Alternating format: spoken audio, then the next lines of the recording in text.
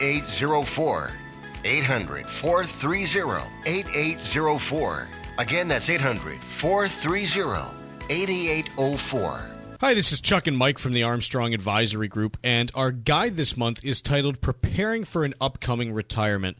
Mike, what kinds of things do people need to look at to know whether or not they can undertake a successful retirement? Yeah, I mean, first steps first, we talk about your income sources in retirement versus your expenses. And usually the easiest thing today is to look at what are my income sources now, how will they change, and what are my expenses now, and how are they likely to change. On the expense side, oftentimes it's not that big of a change, but I think that's the first starting point before getting into more complicated things such as my investment portfolio, my health insurance situation, or Social Security strategies. Mike, a lot of times people are concerned about whether they have enough to live all the way through retirement, and so they might delay their retirement significantly. But it's also worth pointing out that sometimes the biggest risk is not retiring early enough, and you might miss out on some retirement years that way. Yeah, I mean, look, we all do get worried about longevity, and there are plenty of warnings out there in the media about how Social Security or these other things might not keep pace. But man, it sure is devastating to see the opposite one, where you work your whole career, work your tail off, save all this money, and it can impact your health. It can impact all sorts of things. And to not get to enjoy that full retirement because you choose to work longer than you might have needed to is so much more frustrating. Our guide this month is titled Preparing for an Upcoming Retirement, and there are two ways you can request it. The first is by calling 800-393-4001. The second is by going to armstrongadvisory.com. That phone number again is 800-393-4001, or you can visit armstrongadvisory.com. The proceeding was paid for by Armstrong Advisory Group, a registered investment advisor. Nothing in the ad or in any Armstrong guide is specific financial, legal, or tax advice. Consult your own financial, tax, and estate planning advisors before making any investment decisions. Armstrong may contact you to offer investment advisory services. The U.S. Virgin Islands is St. Croix, St. Thomas, and St. John. Visit one or all three and enjoy the vacation of a lifetime. Each island is special in its own unique way. So whether you want the heritage of St. Croix, the pristine beaches of St. Thomas, or the calm and relaxation of St. John, the U.S. Virgin Islands is one of the top vacation spots to visit in the Caribbean. You can expect perfect temperatures, a wide variety of water sports, world-class cuisine, and a vibrant nightlife. From the moment you arrive, you'll fall naturally in rhythm with the heartbeat of the islands. There's no money to exchange, and travel from New England could not be easier. Make your plans now by going to visitusvi.com. Learn about all three islands and plan the ideal vacation for you and your family. America's Caribbean paradise is waiting for you. So head to visitusvi.com for more information and to reserve your trip today. That's visitusvi.com. The Financial Exchange is produced by Money Matters Radio and is hosted by employees of the Armstrong Advisory Group, a registered investment advisor that provides investment advisory services. All opinions expressed are solely those of the hosts, do not reflect the opinions of Armstrong Advisory or anyone else, and do not guarantee profit. Investments can lose money. This program does not offer any specific financial or investment advice. Please consult your own financial, tax, and estate planning advisors before making any investment decisions. Armstrong and Money Matters Radio do not compensate each other for referrals and are not affiliated. This is the Financial Exchange with Mike Armstrong and Paul Lane. Your exclusive look at business and financial news affecting your day, your city, your world. Stay informed and up to date about economic and market trends, plus breaking business news every day. The Financial Exchange is a proud partner of the Disabled American Veterans Department of Massachusetts. Help us support our great American heroes by visiting dav5k.boston and making a donation today. The DAV 5K Boston is presented by Veterans Development Corporation. This is the Financial Exchange with Mike Armstrong and Paul Lane. Good morning. Welcome back to the Financial Exchange. It's a Tuesday ahead of a Federal Reserve Wednesday, followed by a jobs report Friday. And all eyes are on Jerome Powell and the Federal Reserve as we head into this meeting, not because they are likely to change anything, but very much interested in what they are going to say about inflation, their willingness to keep rates higher for longer and combat what has been 3 months in a row now of not devastating levels of inflation, but higher than anybody would like. And how they answer to that is going to be the all-important factor. It's Mike, Paul, and Tucker with you on a Tuesday. And so far, early trading markets are slightly in the negative, waiting for this testimony. We have a few earnings reports to get through as well ahead of the big one. When do we have Amazon? Is that after close today? After the close today. We have Amazon reporting earnings. So that will be the big earnings report of the day, although we had McDonald's and others reporting. Lilly, Coca-Cola, AMD, McDonald's reported before the bell. And then we'll have MasterCard tomorrow, among others, and then Apple on Thursday. So continuing a big earnings week after the likes of Microsoft, Meta, and Alphabet last week. But let's start right there with the Federal Reserve, Paul.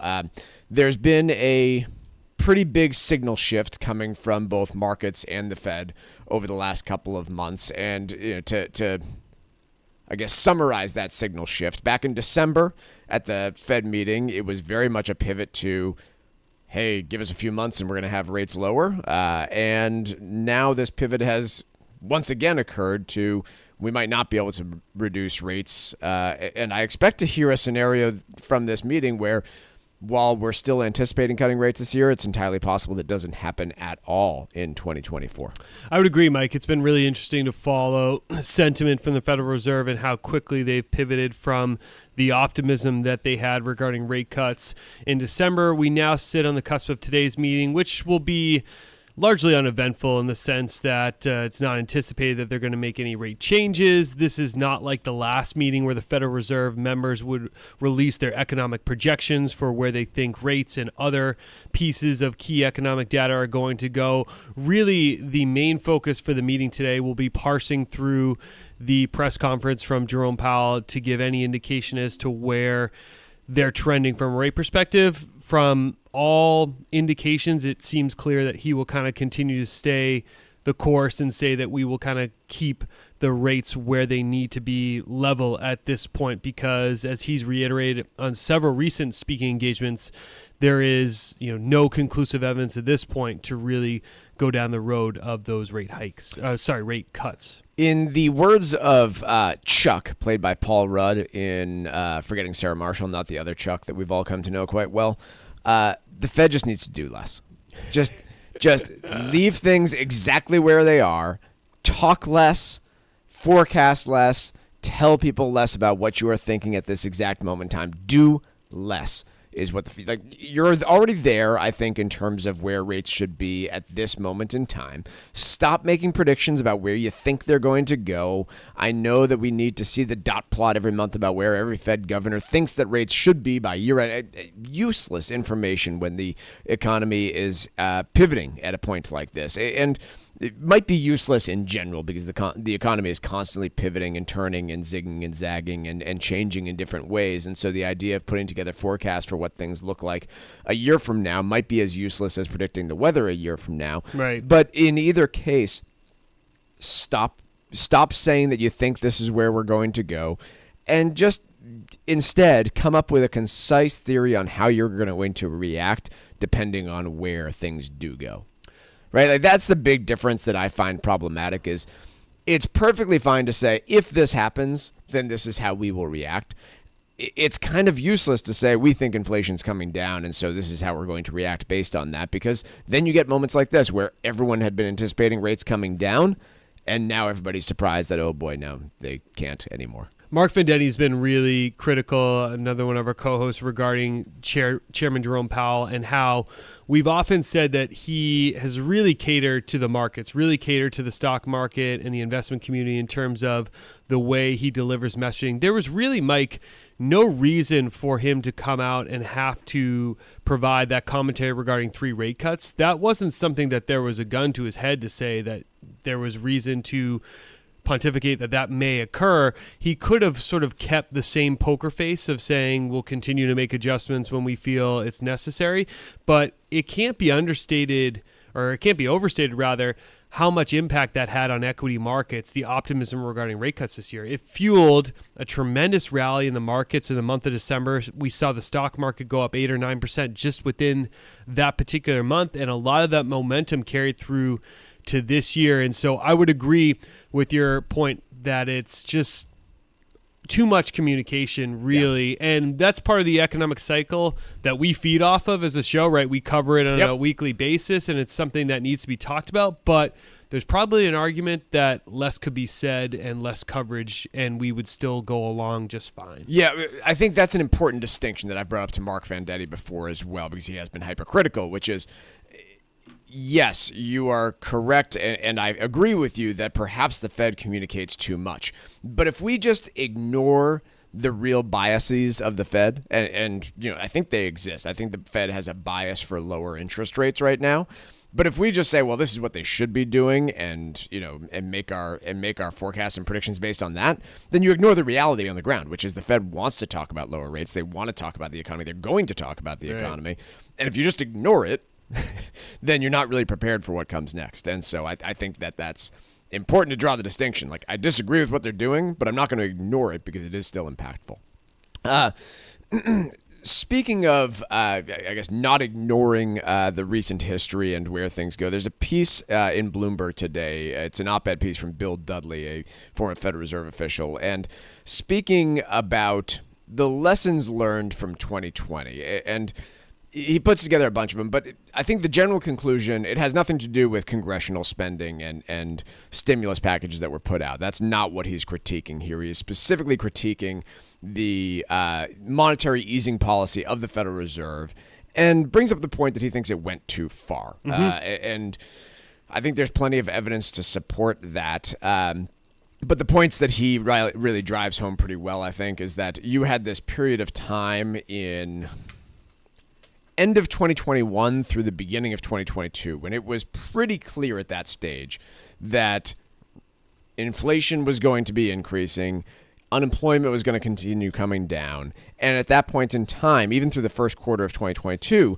the Federal Reserve was still buying assets to try and bring down lower interest rates, and perhaps contributed to the higher inflation that we're seeing. And if it didn't contribute to the higher inflation, it still cost the Federal Reserve a whole bunch of money, which eventually might be on the backs of the taxpayers, ultimately. And I think this is a lesson that it'll be studied. It'll take a while for people to get to. But my conclusion from the last 2 decades of financial crises is that in 2008, the Federal Reserve and Congress did far too little to deal with the crisis. And in 2020, we did far too much to deal with the crisis. And there has to be some in-between stage, but my problem is that we're not very good at nuance in this country, especially when it comes to politics. I would slightly push back on your point regarding 2022, or 2020 rather, that not so much that we did too much, but we did too much for too long. Sure. Really, that's the fair criticism. Yeah. Because I'm always going to give them a pass because of the event that caused the economic turmoil where there was really no precedent for it as to how to properly react. And they were backed in a corner of the Federal Reserve where rates really couldn't go any lower. They had lowered the short-term rates to as low as possible. You really can't get much lower than zero. So as a result of that, what they had to do is create stimulus through these bond purchases. And I don't think any of us would really push back on this idea that it really helped stabilize prices and it kept funds flowing within the bond market. It wasn't without problems, right? We had effectively a situation where foreign companies that don't pay U.S. workers were getting bailed out effectively, right? Everybody remembers a story that we covered back in the spring of 2020 where a bunch of cruise lines probably would have gone bankrupt or at least have had to take on some really ugly debt and investors in order to stay alive. But because the Fed stepped into the bond market, they were able to refinance their debt at pretty desirable interest rates. And at that point in time, people were looking at this like, these are companies that pay almost nothing in U.S. taxes, employ almost no U.S. employees. What are we doing here? But I think you're right insofar as at the time, even with those pitfalls, it was probably the right prescription. Exactly. But then it was the criticism where it's valid and fair is in June of 21 through March of 22, that period, we still saw $1 trillion of asset purchases by the Fed.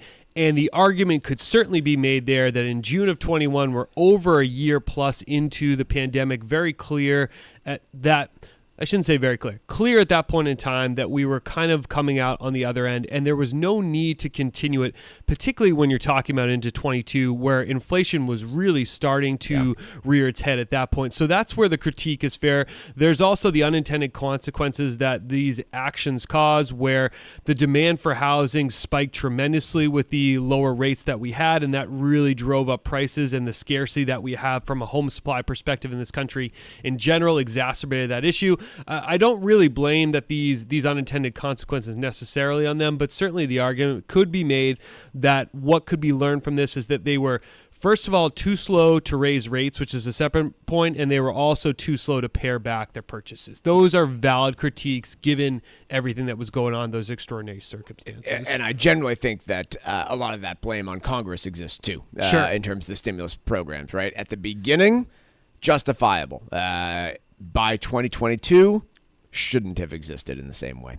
So we'll see what the next crisis leads to, because again, we tend to, I think in part, the reaction to 2020 was with the background knowledge that in 08 we did far too little, and it really harmed Americans. It made people lose their houses where it really wasn't necessary and do permanent financial harm. And so we came up with this solution instead.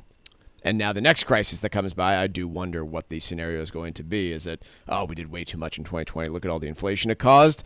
We need to look more like 08, which was also a mistake. Quick break, and then when we come back, we can wrap up a conversation on stimulus and Federal Reserve action in reaction to big financial crises. Take a quick break. Next on the Financial Exchange. This is your home for the most comprehensive coverage of the economy and the trends on Wall Street. This is the Financial Exchange Radio Network. The U.S. Virgin Islands is St. Croix, St. Thomas, and St. John. Visit one or all three and enjoy the vacation of a lifetime. Each island is special in its own unique way. So whether you want the heritage of St. Croix, the pristine beaches of St. Thomas, or the calm and relaxation of St. John, the U.S. Virgin Islands is one of the top vacation spots to visit in the Caribbean. You can expect perfect temperatures, a wide variety of water sports, world-class cuisine, and a vibrant nightlife. From the moment you arrive, you'll fall naturally in rhythm with the heartbeat of the islands. There's no money to exchange, and travel from New England could not be easier. Make your plans now by going to visitusvi.com. Learn about all three islands and plan the ideal vacation for you and your family. America's Caribbean paradise is waiting for you. So head to visitusvi.com for more information and to reserve your trip today. That's visitusvi.com. Beneficiary planning and asset protection go hand in hand, and Cushing & Dolan, the experts in elder law and taxation, can help make your planning process smooth and easy. Simply saying you're leaving everything to your kids isn't as simple as it sounds, especially if they have problems of their own. If you're retired or nearing retirement, it's time to consider the best way to keep your assets in your family while avoiding significant financial consequences down the road. Call Cushing & Dolan right now at 866-848-5699 and get their new guide called How to Leave Assets to Your Beneficiaries. You'll learn which paths are the safest when it comes to protecting yourself and your children while avoiding unnecessary risks that can cost you dearly in the long run. That number again is 866-848-5699, or you can request it online from our website, legalexchangeshow.com. The proceeding was paid for and the views expressed are solely those of Cushing & Dolan. Cushing & Dolan and or Armstrong Advisory may contact you offering legal or investment services. Cushing & Dolan and Armstrong Advisory do not endorse each other and are not affiliated. Building a solid financial strategy is a core element to enjoying your retirement years. That's why you need advice that you can count on. At the Armstrong Advisory Group, we understand the challenges of positioning your assets to help you maintain your wealth over time. Our goal is to offer advice that is both suitable and in your best interest. When you hire one of us, you hire all of us so you can be comfortable knowing that every advisor in our firm is dedicated to helping you create a realistic plan for your later years. Visit us today at armstrongadvisory.com and sign up for a free, no-obligation planning session. Click the Get Started button at the top right corner of the homepage, and you can select the day and time that works best for you. Go to armstrongadvisory.com and let us help you secure your financial future. That's armstrongadvisory.com. The proceeding was paid for by Armstrong Advisory Group, a registered investment advisor. Nothing in the ad or in any Armstrong guide is specific financial, legal, or tax advice. Consult your own financial, tax, and estate planning advisors before making any investment decisions. Armstrong may contact you to offer investment advisory services. Environmental nonprofit Ocean River Institute is working with communities to tackle climate change with nature-based solutions that feature slowing water down and building more soil with grasses and plants. Research indicates that people acting in their own neighborhoods can build an inch of soil in a year and slow sea level rise down by as much as 25%. Please visit oceanriver.org for more information on opportunities to make a difference and go the distance for savvy stewardship of a greener and bluer planet Earth. For 40 years, Cancer Support Community has been a relentless ally for anyone impacted by cancer, with free services provided online and in person, with their newest location in Massachusetts. Connect with Cancer Support Community Massachusetts for free emotional support, educational resources, patient navigation, financial counseling, and more. 617-797-3391. CancerSupportMass.org. CancerSupportMass.org. The Financial Exchange Show podcast drops every day on Apple, Spotify, and iHeartRadio. Hit that subscribe button and leave us a 5-star review. You're listening to the Financial Exchange Radio Network.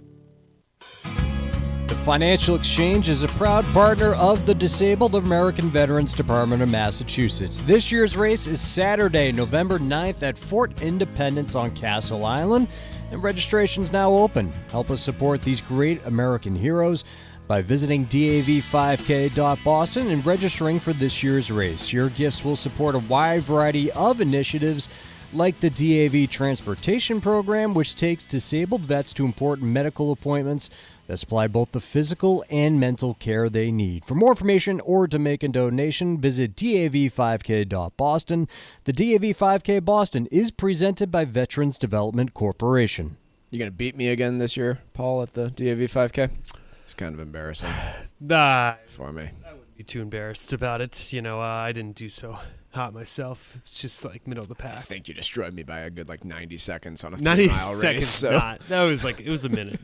Don't be so hard on yourself, Mike. We were talking before the break about some of the lessons from the last couple of years in terms of Fed action. And I think, to me, the biggest one, as Paul reiterated, which is the actions they took lasted far too long. They were buying assets to keep long-term rates low, such as mortgage-backed securities, right up until the first quarter of 2022, when again, it's pretty easy for me to sit here with hindsight and look at things, but by all indications that I could tell, inflation was taking off and unemployment was very comfortably under control. One of the other lessons that is not a new one, but we've seen pretty much every time a financial crisis hits or inflation hits and the Federal Reserve has to react to it, which is the tools which the Federal Reserve are provided are not nuanced. They are not a scalpel. They are a hammer. And that has differing impacts than some people might expect. And we're seeing some of that right now where, hey, we've got these higher interest rates, and they are certainly hurting a whole bunch of Americans' ability to go out and spend, which is ultimately, I hate to put it this way, but that's what the Federal Reserve is looking for. When the Fed raises interest rates, the goal is to slow down economic activity. Mm-hmm. And when you slow down economic activity, that means slowing wages, higher unemployment, and slower growth overall, which doesn't help the American consumer. What we're finding here is that wealthier people in this country are not nearly as impacted by these higher rates as others, and those wealthy individuals also account for a lot of the consumer spending, and so it's kind of throwing off some of these metrics. We talked about the international travel number that I brought up the other day, where some 21% of Americans say they intend to travel overseas in the next 12 months. And I was thinking about that a little bit more. And if you just break the country into halves divided by wealth and think about it for a moment here. So I'm not talking about income here. I'm purely talking about overall wealth. If you think about the top 50%, I would assume that there is a lot less variable rate debt. There might be debt, but there's not variable rate debt by and large. You don't have credit cards outstanding. You have a bunch of fixed rate debt in the way of mortgages or auto loans. You're probably not paying rent unless it's for a vacation. A lot of your income, because you're on the older side, is going to be tied to inflation from Social Security and or pensions that contribute to your overall retirement. And very likely you're also not paying for child care to a large degree compared to the bottom 50% of wealth. On that bottom 50%, you probably do have quite a bit of variable rate debt. You are likely paying rent where we've seen some of the highest inflation come through.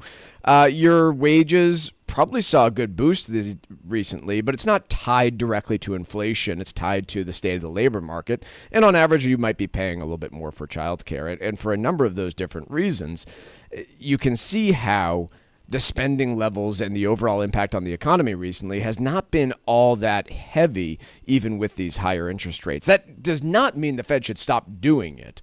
It just means that you have to recognize going into all of this that the Fed's tools are blunt instruments. And when they work, they will probably work all of a sudden. And, all of a sudden you won't be able to resist selling your home any longer, and the price will come down, Right. and you'll have to refinance into a new mortgage.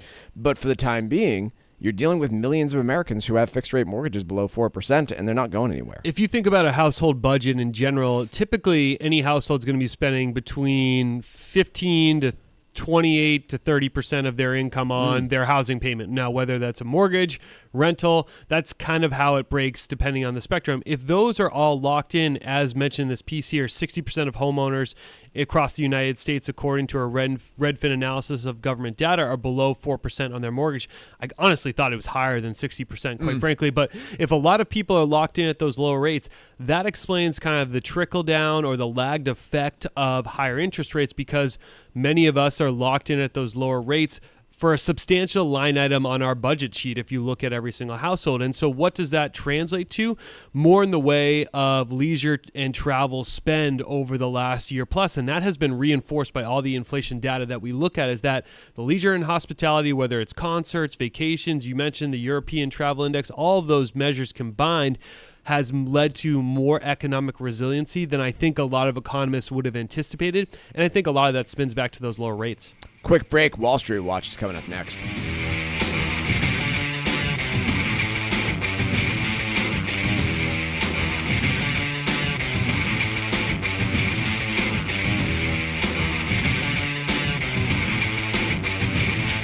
Like us on Facebook and follow us on Twitter @TFE Show. Breaking business news is always first, right here on the Financial Exchange Radio Network.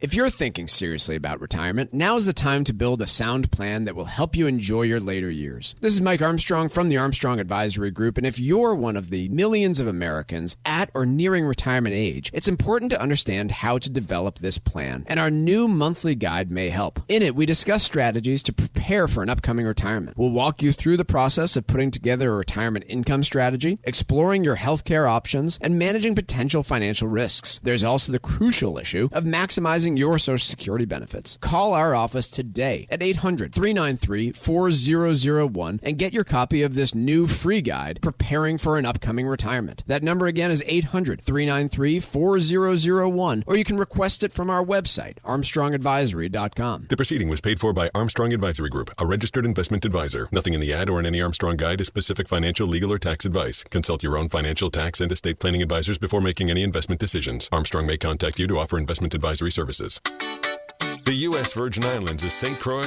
St. Thomas, and St. John. Visit one or all three and enjoy the vacation of a lifetime. Each island is special in its own unique way. So whether you want the heritage of St. Croix, the pristine beaches of St. Thomas, or the calm and relaxation of St. John, the U.S. Virgin Islands is one of the top vacation spots to visit in the Caribbean. You can expect perfect temperatures, a wide variety of water sports, world-class cuisine, and a vibrant nightlife. From the moment you arrive, you'll fall naturally in rhythm with the heartbeat of the islands. There's no money to exchange, and travel from New England could not be easier. Make your plans now by going to visitusvi.com. Learn about all three islands and plan the ideal vacation for you and your family. America's Caribbean paradise is waiting for you. So head to visitusvi.com for more information and to reserve your trip today. That's visitusvi.com. If you served in the Marine Corps, by now you know about the contaminated water problem at Camp Lejeune. If you were stationed or worked at Camp Lejeune from 1953 to 1987, you probably have a lot of questions.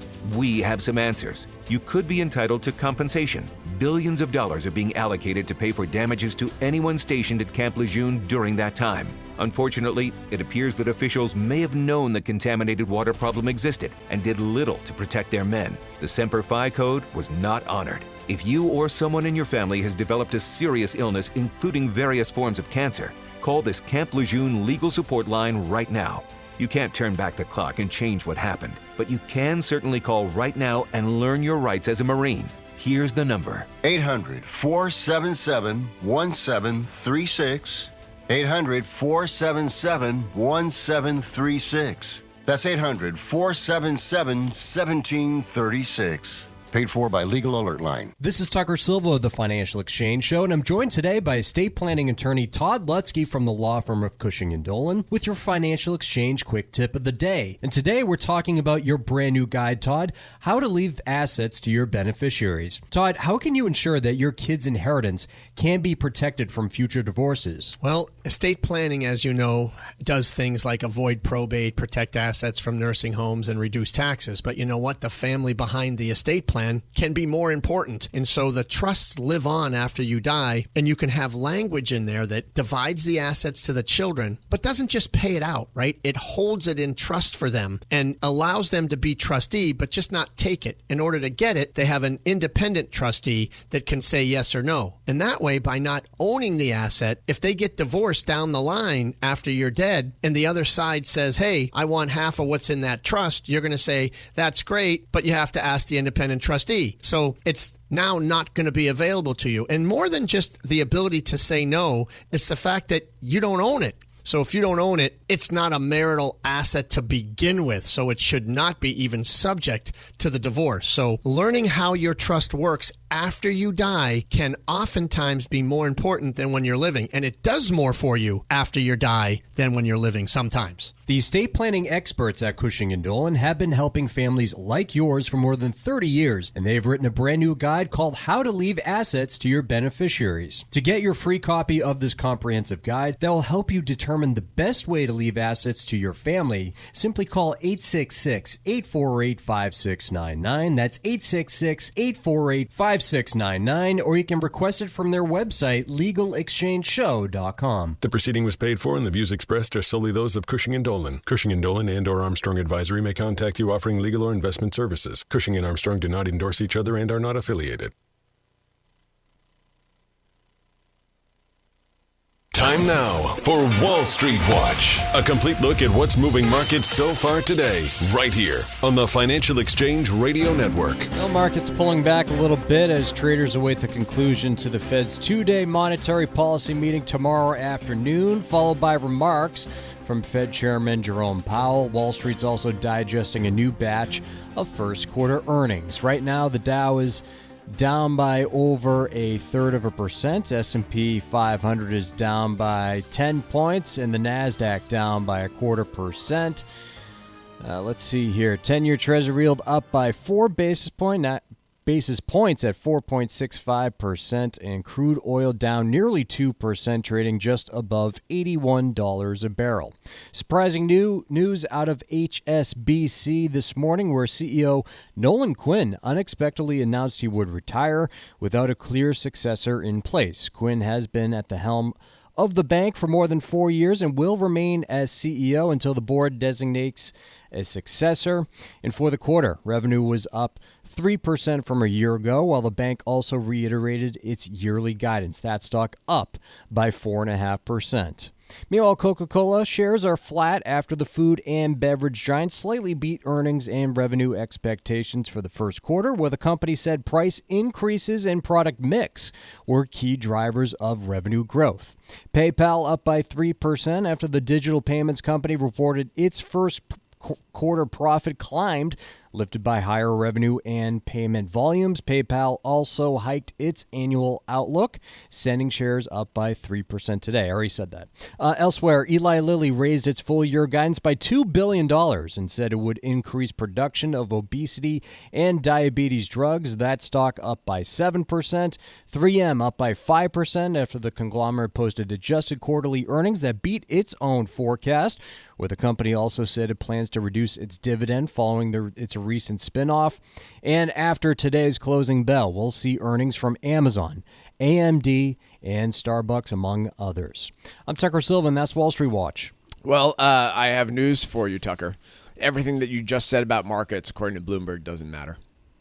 Oh, all right. Well, and this is coming from a firm that, makes all of its money on advertising what's going on in the market. So they're kind of shooting themselves in the foot here. But according to Bloomberg, well, one part's definitely true. Stocks trade for 390 minutes a day, but increasingly only 10 minutes matter, and specifically the 10 minutes right between 3:50 and 4 p.m. when the markets close. About a third of all S&P 500 stock trades are now executed in the final 10 minutes of the session. Why is that? Well, it's actually quite logical. It's that all the index funds that we now invest in, from the ETFs to the passively managed index mutual funds, place all of their rebalancing and day-end trades right at the end of the day where all this volume is taking place and driving it all. I was reading through this, Paul, trying to think of a single way or reason that this actually matters. I'm trying to think, is there some way to take advantage of that knowledge? If you are a market maker, or if you are a day trader, is there some way that if I know that at 3:50 all this volume is going to take place, that I can take advantage of it? And my answer was only if you're willing to do insider trading and have inside knowledge of those orders. I don't know how else you could possibly take advantage of this information. Oh, no, I didn't think of it so much as that point of view, as whether to take advantage of it or not. But my view really was on just the daily liquidity and the mechanisms that were just all of the investment community so heavily piled into ETFs, Mike, over the last decade plus. And the way that an ETF works, we probably use too many acronyms. We've been accused of on the show before. So ETF is exchange traded fund. What is it? It's a basket of stocks that could be, for the most part, passively managed. So they're just tracking an index. The S&P 500 is the greatest example, or the most simple example. Their job on the ETF side of things is just to mirror the weightings of the S&P 500. And on a daily basis, when the ETFs are being bought and sold on the exchange, that is an instance where they're matching buyers and sellers at a given point in time during the market. But you have underlying securities in these ETFs that are trading on a daily basis. And where it can sometimes become problematic is, think about if you have 500 companies, or let's simplify it, 30 in the Dow Jones. If one or two of them is illiquid, or there's not underlying liquidity or trading for Ford or McDonald's or something like that, and this happened a decade or so ago, there was an ETF tremendous, huge issue where they had to halt trading because they couldn't get the prices on the underlying securities, and it was due to issues with some underlying companies which are escaping right now. But from a liquidity standpoint, I've always thought about that. If everyone is piled into the same thing, you can have kind of that phenomenon of everyone trying to race to the exits at once in a dramatic volatility situation that might cause liquidity problems. But I've been proven wrong on those concerns, because 2020 was a very good example of tremendous amount of market volatility when the global pandemic hit back in March, and they weathered through that storm. So the longer that time has gone on, we've come up with just different whack-a-mole scenarios here to fix those problems, kind of like plugging the boat as it's sinking. And, right. And believe it or not, they've largely succeeded. So, I mean, I remember that period of time in 2020 as well, like you do. There were several trading halts. Those 15-minute halts allow the market to get organized, find liquidity, market makers get reorganized, and it prevented any sort of huge problem. So I know that there has been plenty of criticism about the indexing of this market, and how eventually, if everyone's in index funds, what will that mean? Wouldn't that prevent anybody from outperforming, or this, that, or the other? And my answer's been, the pendulum always shifts. And if the market eventually gets to the point where almost everybody is just index investing, which is, by the way, a false premise, because a lot of index investors are weighting certain index funds based on an active management approach, right? Like, so you can buy a S&P energy ETF and decide that you want to sell that in favor of a technology ETF, and you are using index funds but an active approach. But the argument's been made, hey, if that ever gets to the point where everybody's just, owning the S&P 500, then won't there be opportunities for active investors to outperform? And my answer would be yes. And then the pendulum will start swinging in the other direction, and more active managers will outperform. Assets will go there, and then it'll swing. The reason that we got to this point is because the vast majority of active managers are underperforming the passively managed benchmark. Mm-hmm.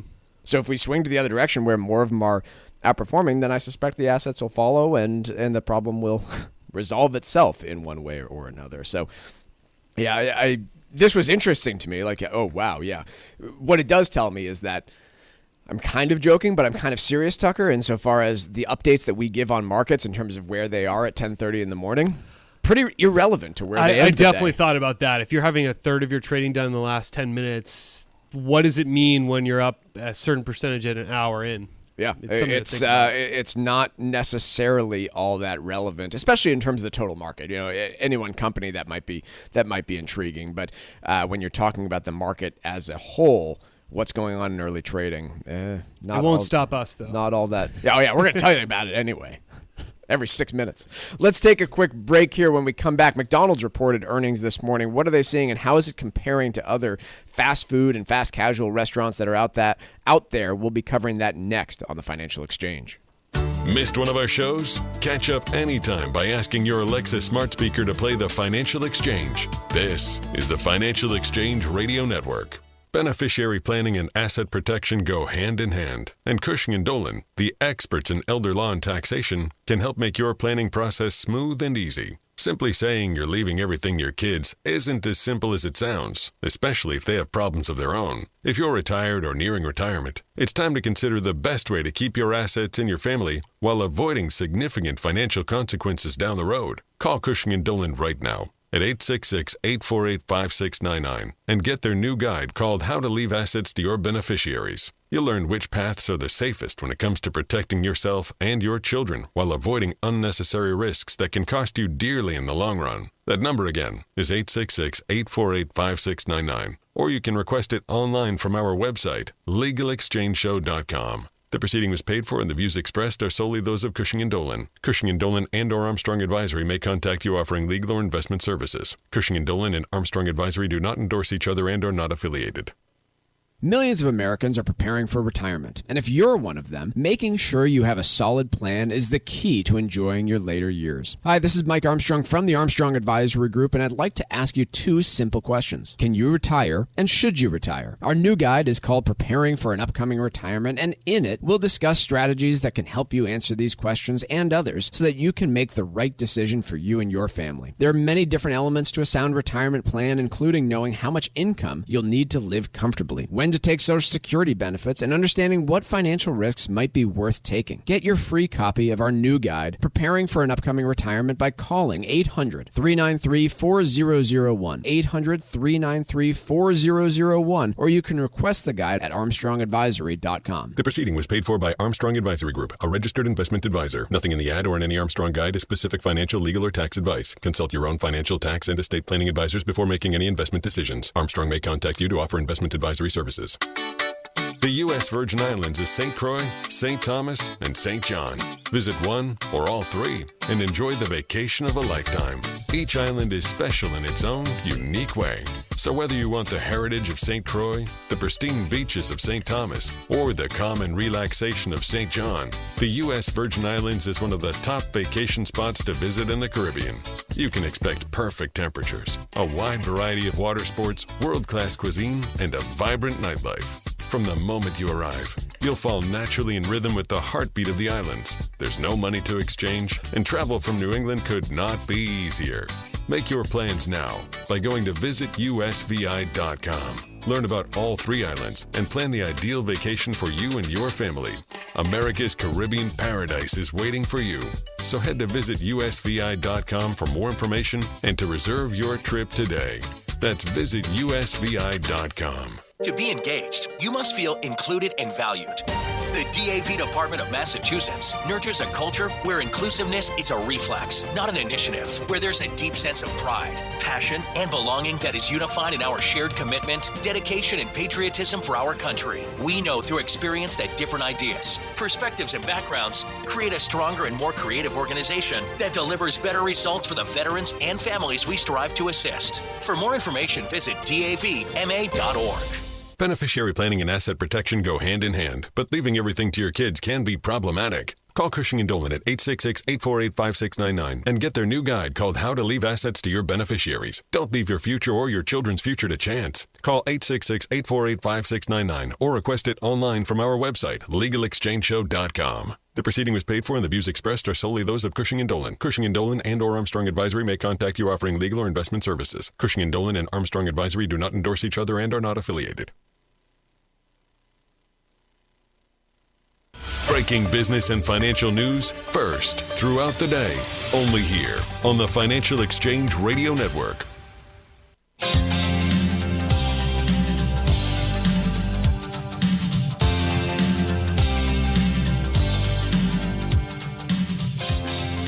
McDonald's reported earnings before the bell, Paul, and taking a look at early trading so far, they're actually up a percentage point. So they mentioned some concerns that they had and some foreign sales that are weighing on their overall earnings.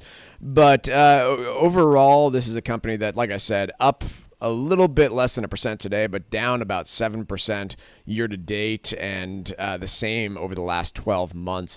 What is the outlook for McDonald's right now, and how are they fitting into this moment for the American consumer in your view? It seems like the international impact has really hindered the stock a little bit here over the last 6 to 12 months. The international markets, whether it be China, France, or the Middle East, they've seen softer sales there.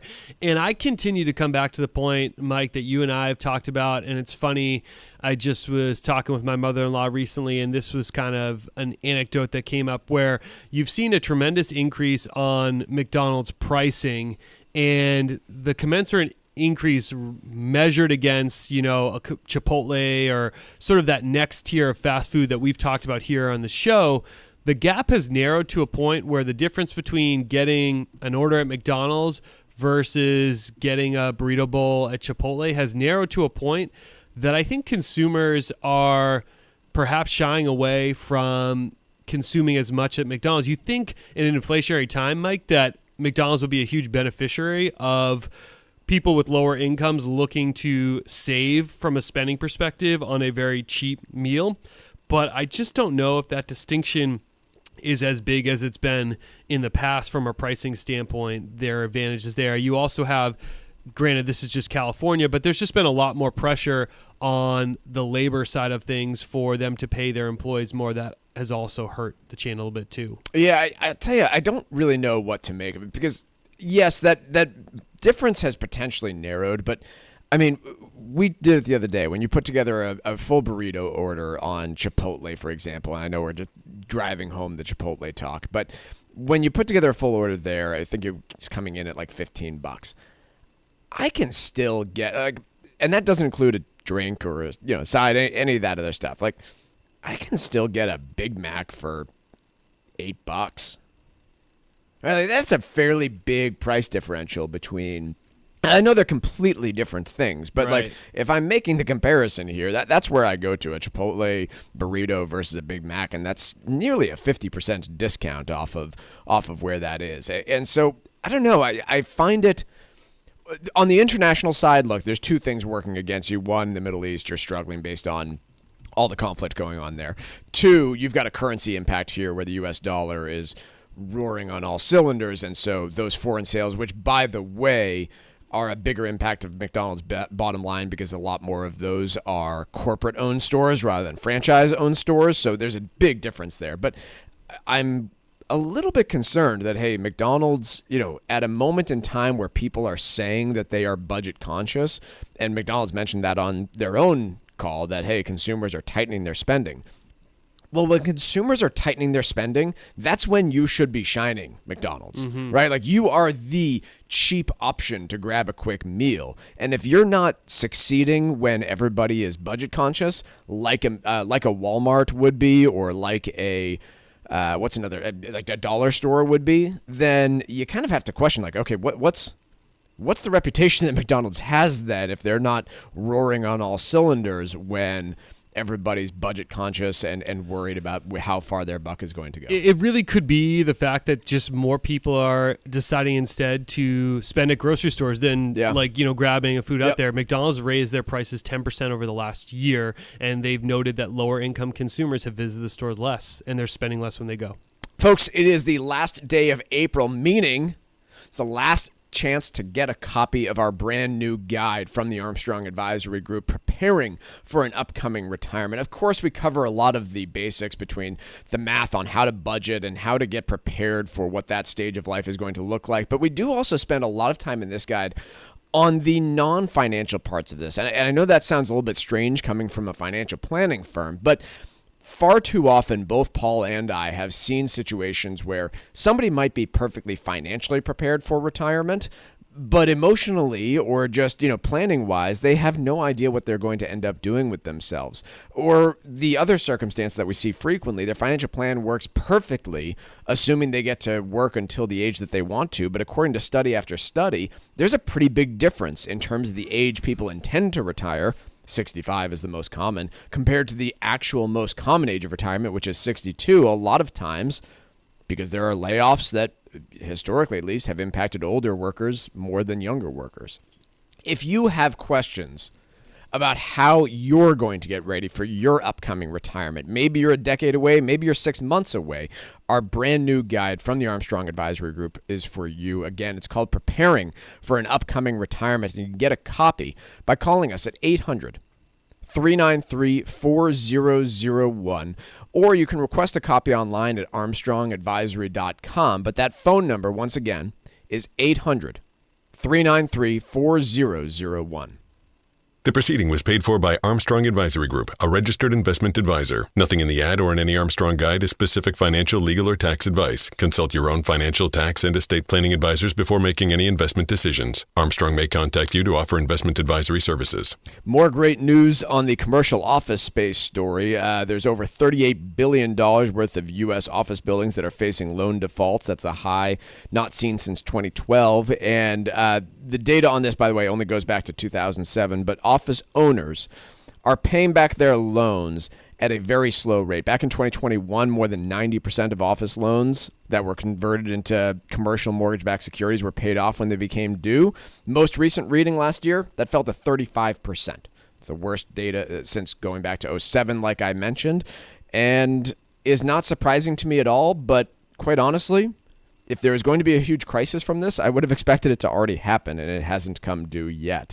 But as this article, and we have pointed out before, this is a growing and looming crisis because every year that goes by, there is more and more debt that has not been paid off that is coming due and either needs to be refinanced, or landlords are going to start, or building owners are going to start giving up their keys. It's in a really difficult spot. We've covered on the show a lot, but Moody's projects that about 73% of these loans are going to be really difficult to refinance, whether it's because of the property's income, the debt levels, or vacancies. I mean, speaking to the vacancies, the U.S.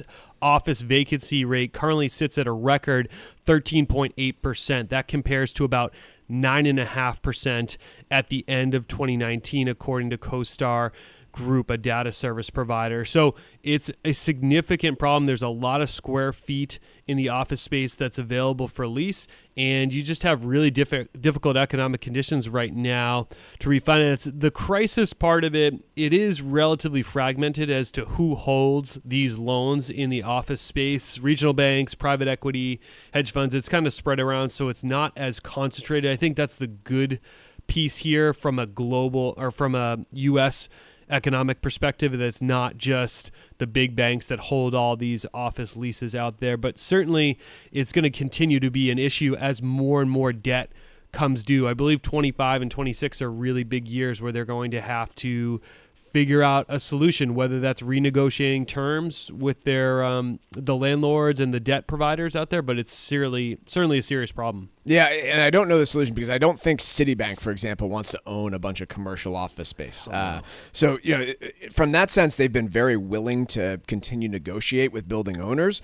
But at some point, if you don't pay your bills, then it's going to get repossessed. I think the good news is that there are some transactions that are finally taking place. For a while here, there's just no movement in the space. But the transactions are bleak in terms of the sales price. I mean, we're talking about 50% cuts from where they bought properties decades ago, a decade ago. There's a property in Seattle where the price was $47.5 million. That's 26% than what it went for 20 years ago. Another one in LA where, again, half discount on where it was purchased just a few years ago. The other piece, though, is the taxes due to the cities in these places are big really burden on the landlords. Let's take a quick break, but we've got a lot more to cover in the second hour, including Todd Lutzke joining us on the program from Cushing & Dolan. We'll be right back with the Financial Exchange.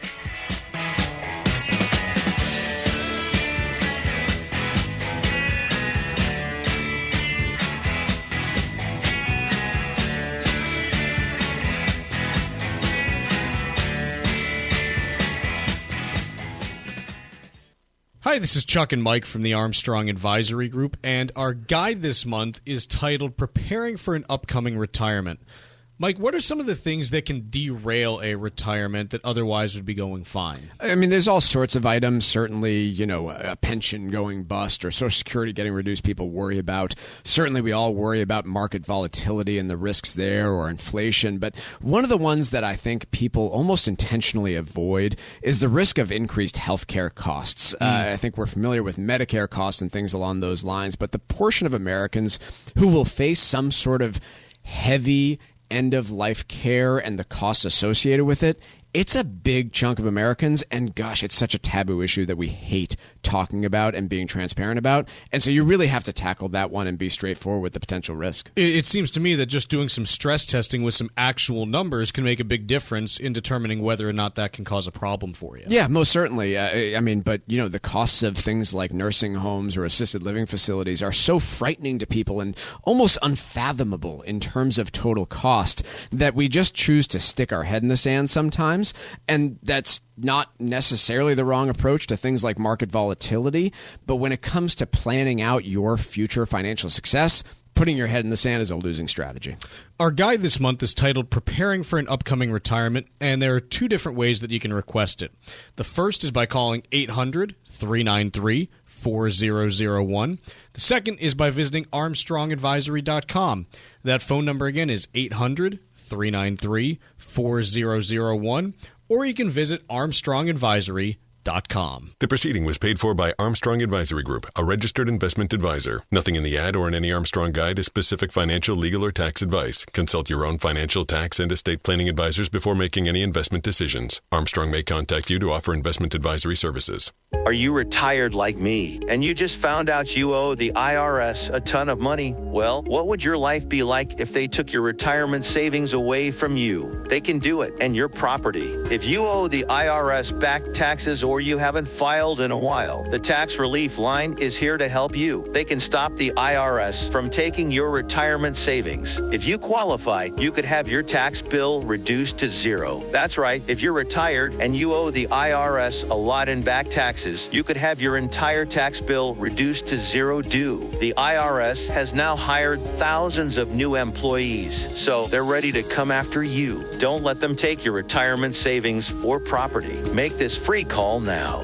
800-251-2153. 800-251-2153. 800-251-2153. That's 800-251-2153. This is the Money Matters Radio Network. WBNW 1120 AM and W275CM FM. Concord, Boston. The Money Matters Radio Network.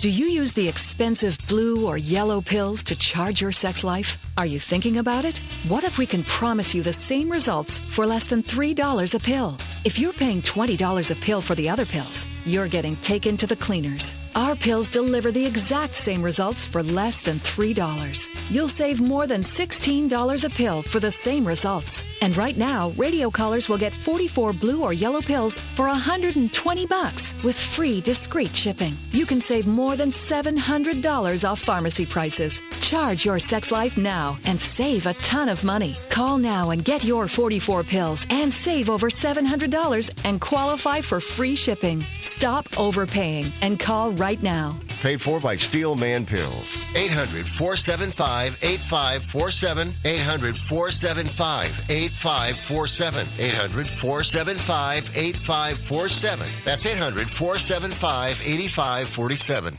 If you served in the Marine Corps, by now you know about the contaminated water problem at Camp Lejeune. If you were stationed or worked at Camp Lejeune from 1953 to 1987, you probably have a lot of questions. We have some answers. You could be entitled to compensation. Billions of dollars are being allocated to pay for damages to anyone stationed at Camp Lejeune during that time. Unfortunately, it appears that officials may have known the contaminated water problem existed and did little to protect their men. The Semper Fi code was not honored. If you or someone in your family has developed a serious illness, including various forms of cancer, call this Camp Lejeune legal support line right now. You can't turn back the clock and change what happened, but you can certainly call right now and learn your rights as a Marine. Here's the number. 800-477-1736. 800-477-1736. That's 800-477-1736. Paid for by Legal Alert Line. Leaving assets to your beneficiaries is a critical piece of any estate plan. Cushing & Dolan has written a new guide that may help you avoid unnecessary mistakes that can cost you dearly in the long run and ensure that your assets are protected for generations to come. An example? The federal estate tax exemption has increased by nearly $1 million from 2023. That could lead to a larger inheritance for your family members. There are several strategies in this new guide that will help you learn how to make the right decisions about your distributions at the right time. Cushing & Dolan have been helping New England families for more than 30 years. Let them help you too. Call 866-848-5699 and get their brand new guide called How to Leave Assets to Your Beneficiaries. That number again is 866-848-5699. Or you can request the guide online by visiting LegalExchangeShow.com. The proceeding was paid for and the views expressed are solely those of Cushing & Dolan. Cushing & Dolan and or Armstrong Advisory may contact you offering legal or investment services. Cushing & Dolan and Armstrong Advisory do not endorse each other and are not affiliated. Building a solid financial strategy is a core element to enjoying your retirement years. That's why you need advice that you can count on. At the Armstrong Advisory Group, we understand the challenges of positioning your assets to help you maintain your wealth over time. Our goal is to offer advice that is both suitable and in your best interest. When you hire one of us, you hire all of us so you can be comfortable knowing that every advisor in our firm is dedicated to helping you create a realistic plan for your later years. Visit us today at armstrongadvisory.com and sign up for a free, no-obligation planning session. Click the Get Started button at the top right corner of the homepage, and you can select the day and time that works best for you. Go to armstrongadvisory.com and let us help you secure your financial future. That's armstrongadvisory.com. The proceeding was paid for by Armstrong Advisory Group, a registered investment advisor. Nothing in the ad or in any Armstrong guide is specific financial, legal, or tax advice. Consult your own financial, tax, and estate planning advisors before making any investment decisions. Armstrong may contact you to offer investment advisory services. The U.S. Virgin Islands is St. Croix, St. Thomas, and St. John. Visit one or all three and enjoy the vacation of a lifetime. Each island is special in its own unique way. So whether you want the heritage of St. Croix, the pristine beaches of St. Thomas, or the calm and relaxation of St. John, the U.S. Virgin Islands is one of the top vacation spots to visit in the Caribbean. You can expect perfect temperatures, a wide variety of water sports, world-class cuisine, and a vibrant nightlife. From the moment you arrive, you'll fall naturally in rhythm with the heartbeat of the islands. There's no money to exchange, and travel from New England could not be easier. Make your plans now by going to visitusvi.com. Learn about all three islands and plan the ideal vacation for you and your family. America's Caribbean paradise is waiting for you. So head to visitusvi.com for more information and to reserve your trip today. That's visitusvi.com. The Financial Exchange is produced by Money Matters Radio and is hosted by employees of the Armstrong Advisory Group, a registered investment advisor that provides investment advisory services. All opinions expressed are solely those of the hosts, do not reflect the opinions of Armstrong Advisory or anyone else, and do not guarantee profit. Investments can lose money. This program does not offer any specific financial or investment advice. Please consult your own financial, tax, and estate planning advisors before making any investment decisions. Armstrong and Money Matters Radio do not compensate each other for referrals and are not affiliated. This is the Financial Exchange with Mike Armstrong and Paul Lane. Your exclusive look at business and financial news affecting your day, your city, your world. Stay informed and up to date about economic and market trends, plus breaking business news every day. The Financial Exchange is a proud partner of the Disabled American Veterans Department of Massachusetts. Help us support our great American heroes by visiting DAV5K.Boston and making a donation today. The DAV 5K Boston is presented by Veterans Development Corporation. This is the Financial Exchange with Mike Armstrong and Paul Lane. Welcome back to the Financial Exchange. This is Mike Armstrong, Paul Lane, and Tucker Silva with you on a Tuesday ahead of the Federal Reserve meeting tomorrow. We will also be getting Amazon's earnings after the bell today, after receiving Coca-Cola and McDonald's earnings this morning before the bell. At that Federal Reserve meeting, we anticipate the Federal Reserve, led by Jerome Powell, will indicate that they are not moving interest rates at this meeting, and likewise will be addressing a number of questions about the future path of interest rates, and widely expected that that path has moved towards higher rates for longer, being the messaging from Jerome Powell. We will not have another meeting of the Fed until early June, every 6 weeks. That would put us mid-June by the time we have another meeting. So, as I've said before, on the side of rate cuts or increases for that matter, if they become necessary, my view would be, so let's actually take a look. I'm going to pull open the exact schedule of meetings here before I go any further. So we have the meeting tomorrow on May 1st, another on June 12th, followed by one on July 31st. My personal viewpoint would be, if you don't act by July 31st, you're not acting until the meeting in December. If you don't act by July 31st, then you're getting too close to the election, because the next meeting after that is September 18th. And so unless things get crazy between July 31 and November 7th, and by crazy I mean inflation skyrocketing back up to 8% or unemployment doing the same, then you likely don't have any action on interest rates until December. And so I think I'm coming around to the idea that the most likely outcome for the entire year is that rates stay exactly where they are, which would be pretty far cry from where forecasts are saying right now, which put that scenario at only about a 25% chance. 0, a whole lot less than 3 as projected heading into the year. No question about that. I am surprised to see on the CME futures, which we follow very closely, which gives the probability for cuts at these future meetings.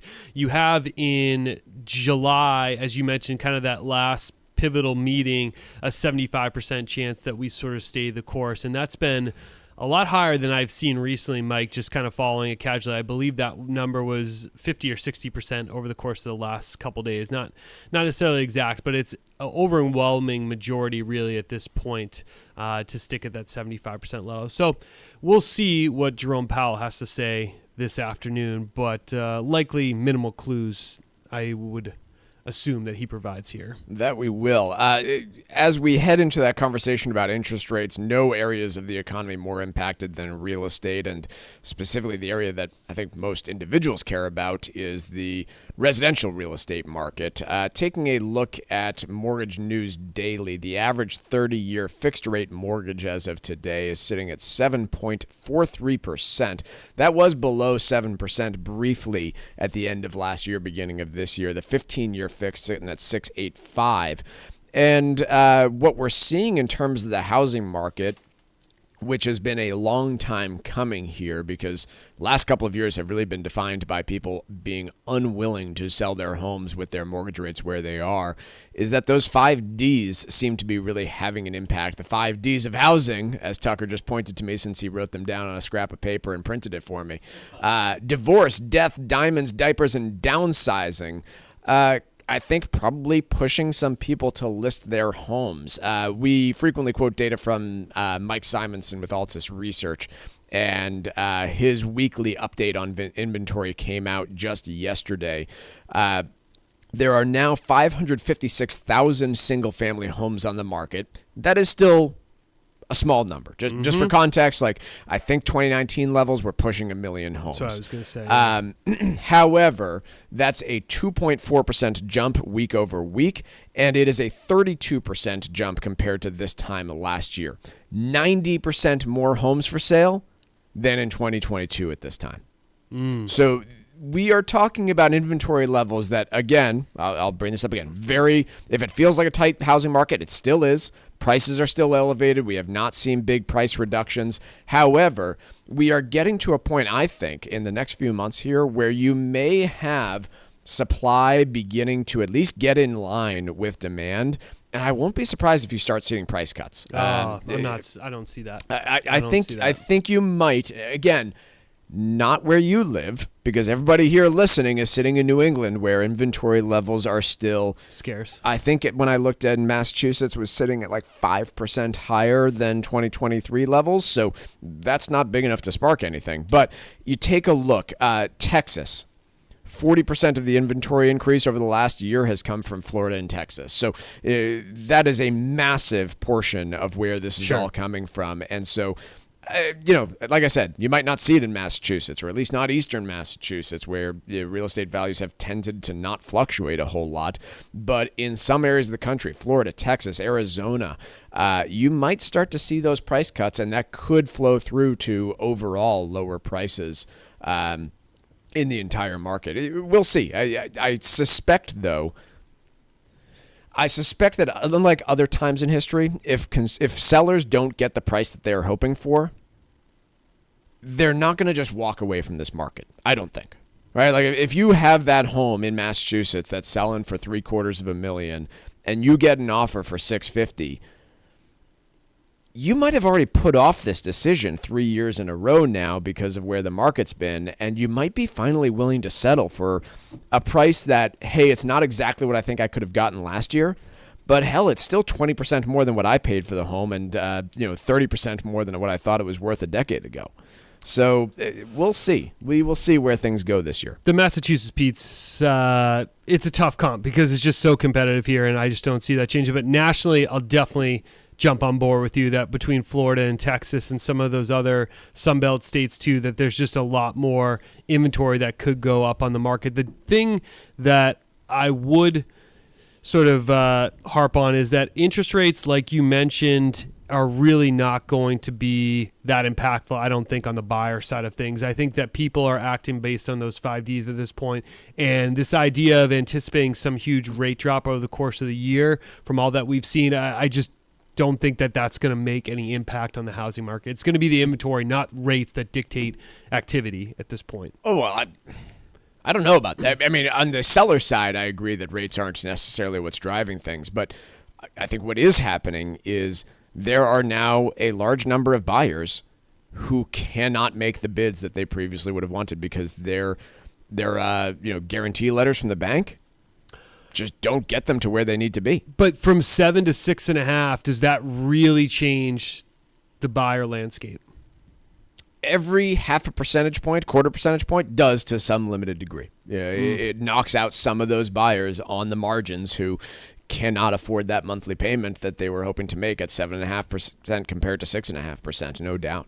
The median price of homes in contract now nationwide is just over $399,900. That's 5% above last year, so that would be contradictory to what I just stated, that prices might come down. However, the median price of all homes on the market right now is just under $445,000, and that's only 1% above last year. So under contract, still moving up. It's a 5% increase, but those that are for list price, only about a 1% bump compared to this time last year. And then finally, the piece on price reductions that we always like to take a look at.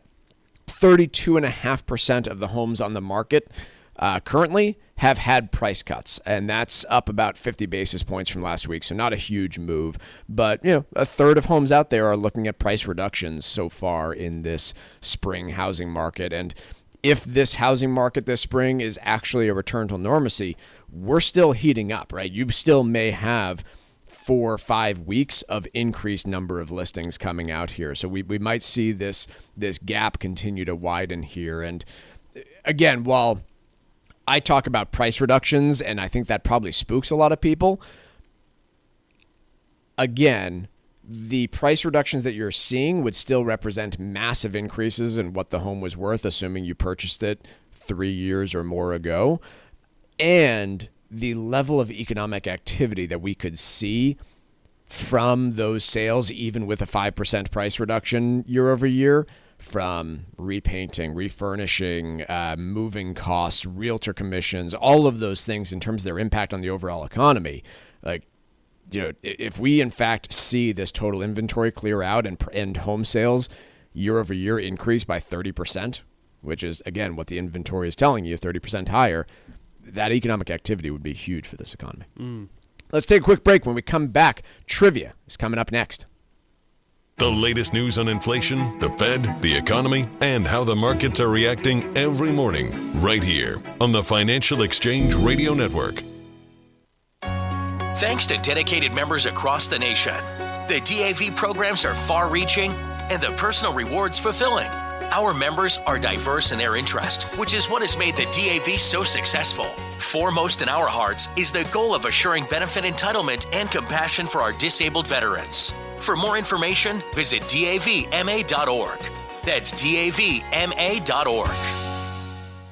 Beneficiary planning and asset protection go hand in hand, but leaving everything to your kids can be problematic. Call Cushing & Dolan at 866-848-5699 and get their new guide called How to Leave Assets to Your Beneficiaries. Don't leave your future or your children's future to chance. Call 866-848-5699 or request it online from our website, legalexchangeshow.com. The proceeding was paid for and the views expressed are solely those of Cushing & Dolan. Cushing & Dolan and or Armstrong Advisory may contact you offering legal or investment services. Cushing & Dolan and Armstrong Advisory do not endorse each other and are not affiliated.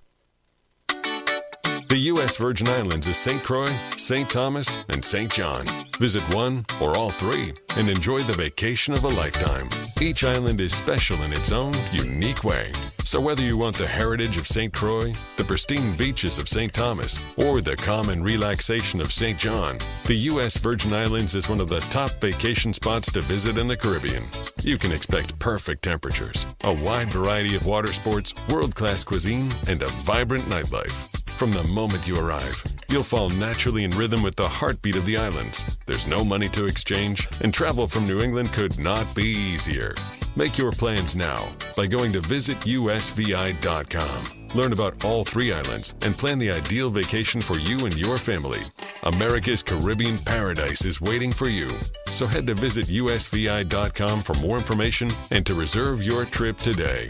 That's visitusvi.com. This is Tucker Silva of the Financial Exchange Show, and I'm joined today by estate planning attorney Todd Lutzke from the law firm of Cushing & Dolan with your Financial Exchange Quick Tip of the Day. And today we're talking about your brand new guide, Todd, How to Leave Assets to Your Beneficiaries. Todd, why can't you just add your kids to your accounts or to your house deed? Well, you can. It's just not a good idea. So people who do that understand with an account, right, you can put a joint name on the account. Now, that doesn't actually complete the gift because you actually have to take the money out and then the gift is complete. But when you set it up, yeah, the asset would avoid probate. But if something happens to the child, it's going to be, available. Half the asset would be subject to the children's creditor. So you don't want that. And secondly, if you only put one kid on the deed, you've likely disinherited the other kids. So it's not really good planning overall. Whereas if you put the house in the kid's name, now you've actually made a completed gift of half the house and would need to file a gift tax return. Number one. Number two, of course, it's exposed to the child's creditors and, yes, divorces. You could find yourself at some point owning half your house with an ex-in-law. Not sure that's a good way to plan. So please, put together trusts. Don't just throw names on deeds or on bank accounts because, as I always like to say, nothing good comes from giving assets away while you're living. The estate planning experts at Cushing & Dolan have been helping families like yours for more than 30 years, and they've written a brand new guide called How to Leave Assets to Your Beneficiaries. To get your free copy of this comprehensive guide that will help you determine the best way to leave assets to your family, simply call 866-848-5699. That's 866-848-5699, or you can request it from their website, legalexchangeshow.com. The proceeding was paid for, and the views expressed are solely those of Cushing & Dolan. Cushing & Dolan and or Armstrong Advisory may contact you offering legal or investment services. Cushing and Armstrong do not endorse each other and are not affiliated. The Financial Exchange is now available on your Alexa smart speaker. Ask to play the Financial Exchange and catch up on anything you might have missed. This is the Financial Exchange Radio Network. Trivia is brought to you by Applebee's. Choose from a variety of half-price late-night appetizers after 9 p.m., including half-price boneless buffalo wings, half-price spinach and artichoke dip, and half-price warm pretzels dipped in beer cheese. Gather with friends any day of the week at Applebee's and say hello to half-price appetizers served late night, because half off is just more fun. Now, that's eating good in the neighborhood. Void where prohibited, dine in only. Well, on this date, Americans got their first glimpse of their president on a TV screen. NBC aired coverage of the New York's World Fair opening, which featured a speech by the sitting president. Trivia question today: which U.S. president was the first to appear on television? Once again, which U.S. president was the first to appear on television? Be the fourth person today to text us at 617-362-1385 with the correct answer. You can win a Financial Exchange Show t-shirt and be registered to win a $100 gift card to Applebee's. Be sure to include the keyword Applebee's in your text, and we'll give away that Applebee's gift card on Friday's show. 617-362-1385, and the fourth correct response will be our winner. See complete contest rules at financialexchangeshow.com. All right, so I just can't drop the housing piece because I find it so interesting. I've gone, and from a separate data source, this is from Realtor.com, where I've pulled this data from, and it's being sourced through the St. Louis Fed. But I've got total listing counts, year-over-year percentage increases. This includes both single-family and multifamily listings, so it's slightly different. The data that I was just talking about was single-family only, but this is multifamily. It's going to be way, yeah. It's a little bit different, but overall, same story here. So year over year, those three states that I was mentioning, Arizona, Texas, and Florida. Arizona, you're seeing a 20.9% year-over-year increase, and that was just in March. This does not include April yet. Texas, 30.8% increase. Florida, 57% inventory increase year-over-year.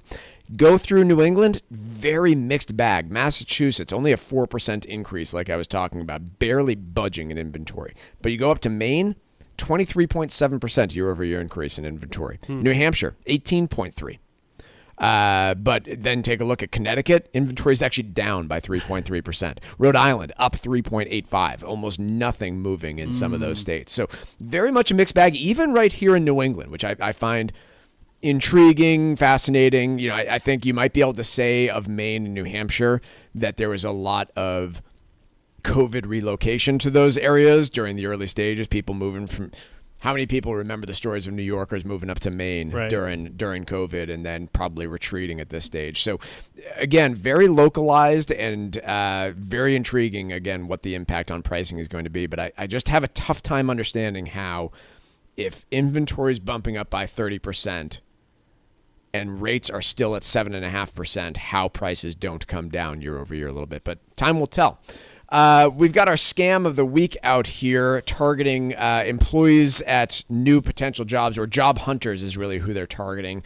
This is not the Cutco scam where you show up for a job interview at Vector Marketing and turns out you're going to be selling knives to your family members and loved ones. Those are good knives. They're great knives. I just, feel bad for the people that thought they were getting a marketing internship and turns out they were selling knives.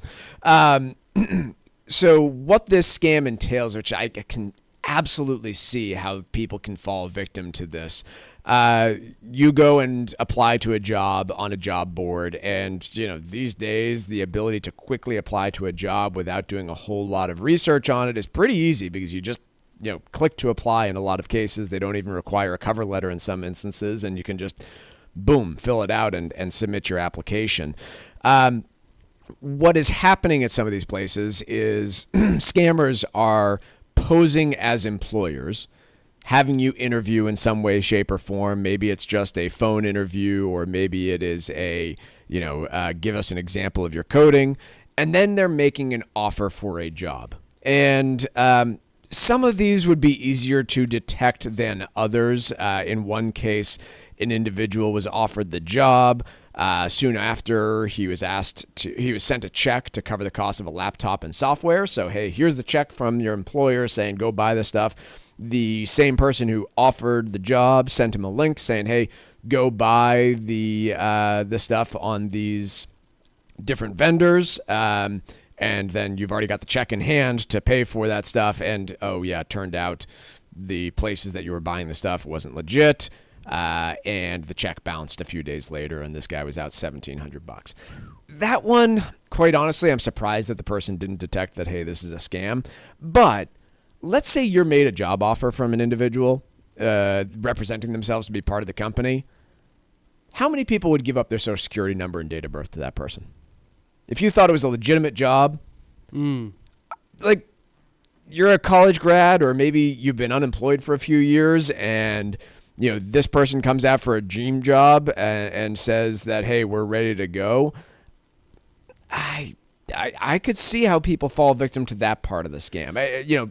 Depositing a check and then go buying some stuff from a sketchy website.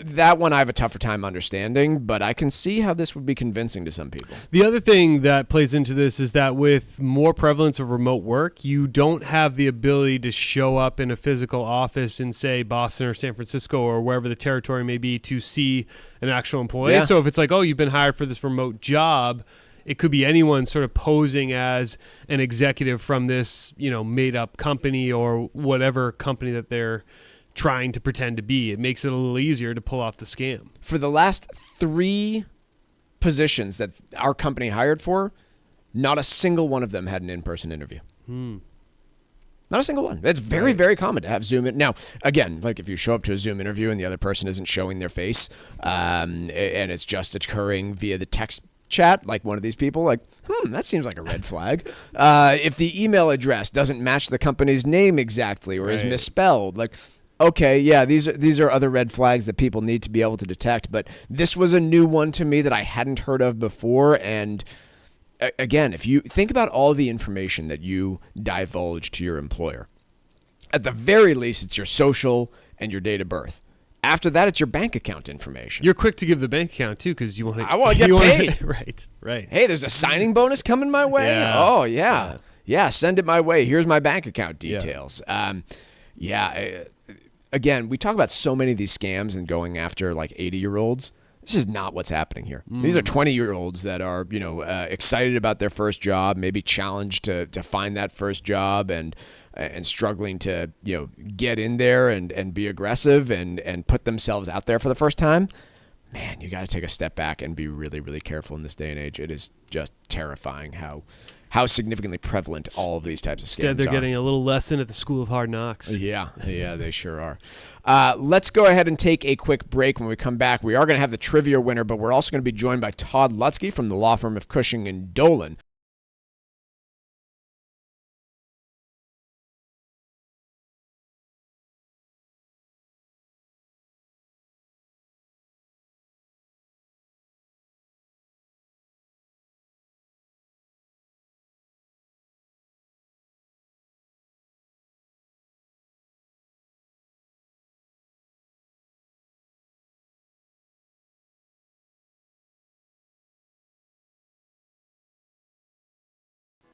We are the Debt Destroyer Network. Any debt you have, credit card, tax, student loan debt, call now for free information that helps you destroy your debt. It's great advice. Plus, when you make this free call now, we have Debt Destroyer experts ready to help. They can show you how to destroy your debt and get your life back on track. Debt problems don't have to be overwhelming. You can live stress-free and debt-free. Credit cards, medical bills, IRS tax problems, even student loan debt. Learn about free programs offered by the credit card companies, hospitals, and even the government that can help slash your debt. Call the Debt Destroyer now for free information. Call now. 800-430-8804. 800-430-8804. 800-430-8804. Again, that's 800-430-8804. To be engaged, you must feel included and valued. The DAV Department of Massachusetts nurtures a culture where inclusiveness is a reflex, not an initiative, where there's a deep sense of pride, passion, and belonging that is unified in our shared commitment, dedication, and patriotism for our country. We know through experience that different ideas, perspectives, and backgrounds create a stronger and more creative organization that delivers better results for the veterans and families we strive to assist. For more information, visit davma.org.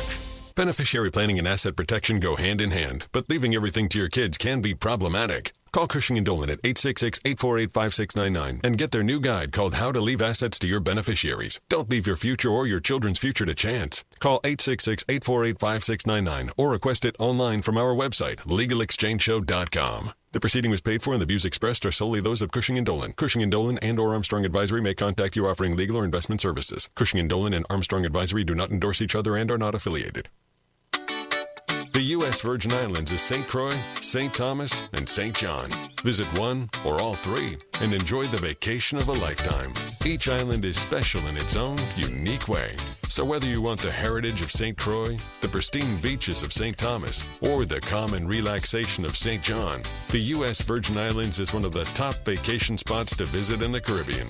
You can expect perfect temperatures, a wide variety of water sports, world-class cuisine, and a vibrant nightlife. From the moment you arrive, you'll fall naturally in rhythm with the heartbeat of the islands. There's no money to exchange, and travel from New England could not be easier. Make your plans now by going to visitusvi.com. Learn about all three islands and plan the ideal vacation for you and your family. America's Caribbean paradise is waiting for you. So head to visitusvi.com for more information and to reserve your trip today. That's visitusvi.com. Hi, this is Chuck and Mike from the Armstrong Advisory Group, and our guide this month is titled Preparing for an Upcoming Retirement. Mike, what kinds of things do people need to look at to know whether or not they can undertake a successful retirement? Yeah, I mean, first steps first, we talk about your income sources in retirement versus your expenses. And usually the easiest thing today is to look at what are my income sources now, how will they change, and what are my expenses now, and how are they likely to change. On the expense side, oftentimes it's not that big of a change, but I think that's the first starting point before getting into more complicated things such as my investment portfolio, my health insurance situation, or Social Security strategies. Mike, a lot of times people are concerned about whether they have enough to live all the way through retirement, and so they might delay their retirement significantly. But it's also worth pointing out that sometimes the biggest risk is not retiring early enough, and you might miss out on some retirement years that way. Yeah, I mean, look, we all do get worried about longevity, and there are plenty of warnings out there in the media about how Social Security or these other things might not keep pace. But man, it sure is devastating to see the opposite one where you work your whole career, work your tail off, save all this money, and it can impact your health. It can impact all sorts of things. And to not get to enjoy that full retirement because you choose to work longer than you might have needed to is so much more frustrating. Our guide this month is titled Preparing for an Upcoming Retirement, and there are two ways you can request it. The first is by calling 800-393-4001. The second is by going to ArmstrongAdvisory.com. That phone number again is 800-393-4001, or you can visit ArmstrongAdvisory.com. The proceeding was paid for by Armstrong Advisory Group, a registered investment advisor. Nothing in the ad or in any Armstrong guide is specific financial, legal, or tax advice. Consult your own financial, tax, and estate planning advisors before making any investment decisions. Armstrong may contact you to offer investment advisory services. The Financial Exchange streams live on YouTube. Like our page and stay up to date on breaking business news all morning long. This is the Financial Exchange Radio Network. trivia question today was, which U.S. president was the first to appear on television? That'll be FDR. He delivered a speech at the New York World's Fair grand opening back in 1939.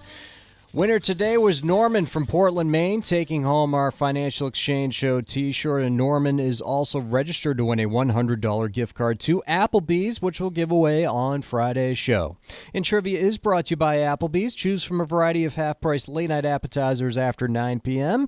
because half off is just more fun. Now, that's eating good in the neighborhood, void where prohibited, dine in only. Joining us now is Todd Lutzke from the law firm of Cushing and Dolan, and talking a little bit this month about proper ways to designate beneficiaries and common pitfalls. Todd, thanks for coming on. We appreciate it. Always a pleasure. So I see this one frequently where there's a bit of confusion because I think it's pretty common, for instance, for older Americans to maybe list a kid on a bank account so that they can continue to pay bills or assist with bill payments.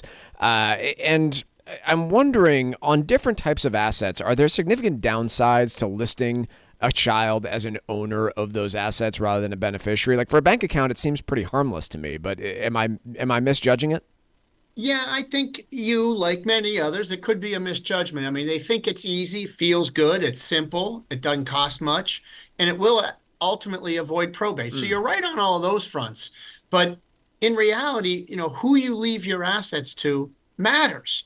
And if you thinking it feels right that I'm just putting one child on because, as you said, they're geographically close to me, but no emotionally closer than any other child, well, when I die, all those convenient accounts that you set up that are joint will go to that person, to the exclusion of the others. Now, it's possible you could have, something set up in your will to prevent that from happening, but most of the time that's not in there. It's just going to go to that surviving child. Well, you didn't mean to disinherit the other kids, but you did. So not always the best way to go. You got to be a little more thoughtful when you're leaving your assets. Now, I'd imagine that becomes even more complex when you're talking about highly appreciated. I mean, for a bank account, at least you're not dealing with a capital gain or some highly appreciated thing. And True. For most people, you're not also leaving a ton of money in that checking account. But what about when it comes to things like real estate or investment portfolios? What sort of complications come there? Yeah, see, that becomes a bigger problem. Whereas when you put a joint account, when you name a kid on a joint account, you don't even make a completed gift yet. Until they physically take the money, it's an incomplete gift. So you don't even have to worry about that. But if you name somebody, if you add a child's name to your property, you've now made a completed gift of that half of the property. Not only that, you've exposed it to that child's creditors. You've prevented yourself from being able to sell it during your life. There may be other adverse income tax consequences. You're going to need the child's permission. I mean, on and on we go. I mean, the last thing you want to do is end up owning property with an ex-in-law because they got divorced, but that could happen. So, folks, how you leave your assets to your family, I don't care who it is, matters. And these estate planning documents that we talk about all the time can help you do that. And quite frankly, the family might be more important than avoiding probate and taxes, although those come with it. Let's not forget about the family behind the estate plan. You can either protect assets from future creditors, divorces, you can set up for special needs children, you can skip generations. There's so many ways to leave your assets. And it is the end of the month, so please call and get the guide. If you haven't done your planning, this will help you get started. If you have, it might give you some new ideas on how to change your beneficiary designations in your trust. 866-848-5699 or legalexchangeshow.com. You can download it there. End of the month, folks, how to leave assets to beneficiaries. 866-848-5699 or legalexchangeshow.com. Todd, as always, we appreciate you coming on. Have a great rest of your week, and we'll talk to you in May. Always a pleasure. Take care. The proceeding was paid for and the views expressed are solely those of Cushing and Dolan. Cushing and Dolan and or Armstrong Advisory may contact you offering legal or investment services. Cushing and Armstrong do not endorse each other and are not affiliated. Goldman is working on unloading the very last of their retail branding. If you recall, over the last few years, they made this foray into retail, which was supposed to be a big opportunity for them. Goldman Sachs, I think, as most people know, is not exactly a bank of the common man. Is not how you would think of describing Goldman Sachs. But if you have an Apple product and you saw the offers over the last couple of years for that Apple savings account or the Apple credit card, all of those were done, in fact, by Goldman Sachs on the back end. And what they found out is was not the business for them. Not what they wanted to get into at the end of the day. Goldman Sachs much better on Wall Street and ripping people off that way than Main Street. They just really didn't have... It's a deep accusation there, Paul. I don't like Goldman's corporate culture that has been poked at for years. But really what we saw is just a complete and utter failure of them trying to reach Main Street, whether it be the GM credit card that they mentioned in this piece here. You also had their Green Sky Ventures that they sold off at a steep discount earlier. The Apple credit card pairing, they're scaling that down and unwinding it, but it just really hasn't been successful. Their whole Main Street lending program has lost them about $6 billion over the course of the last 4 years. Poor it guys. really has not worked out. I hope well they're doing okay. I have to sell that third Hamptons home. Poor guys. They shall survive. Yeah, I mean, it sounded like they struggled with a lot of pieces of this, right? You think about, okay, yeah, it can be desirable to have suddenly a bunch of retail customers, and especially if they're, Apple customers, you might think that they're of a higher net worth quality. Turned out what they ended up getting there was not the higher end customer at Apple for one reason or another. Maybe it was the way the card was marketed.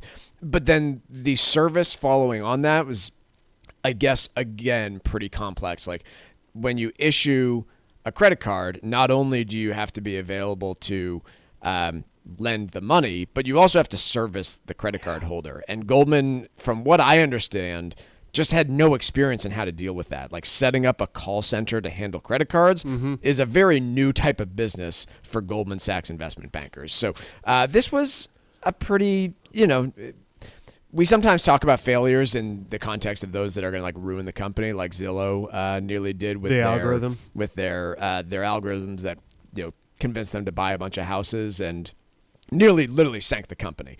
That's not going to do this to Goldman. It was just, money flushed down the toilet that they could afford to flush down the toilet. And is just, I think, a pretty good lesson reminder for companies that you don't need to be all things to every customer. What is the appeal with the GM credit card in the first place anyway? I mean, deals off of GM products, but how often are you really buying those types of things? I mean, the vehicle purchase is obviously once in a intermediate term of years. I just don't really get what makes why that. I would go get a GM credit card in the first place. Right. I can't explain it. Unless you got right? a steep discount on the purchase of your car, but you can't really give too much legroom there, not legroom. You can't give too much of a discount on that. You're just not going to make it up on the... Apple, I get it. It's more of a consistent sort of relationship that you have with them. But, I don't know why anyone would get a GM credit card. Now that I really thoroughly think about this, I'm trying to think... You'd have to throw in a whole bunch of perks. Like maybe I get OnStar for free for life or XM radio built into my car or... You're right. You're not purchasing a car every 6 months. So what does GM have to offer you? It's got to be auxiliary services like that in the car realm of things. Almost every other brand of credit card I can get. Like, I've got a Home Depot credit card. Yeah, okay. I'm at Home Depot all the time. Or Target or Walmart or Amazon. All of those make sense. A car company, maybe if you... the only examples I can think of are somebody that owns and operates a rental car company.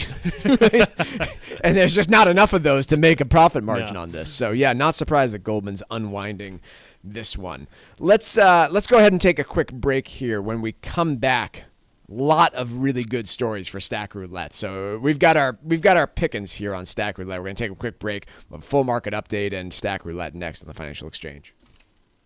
Breaking business news as it happens, only here on the Financial Exchange Radio Network.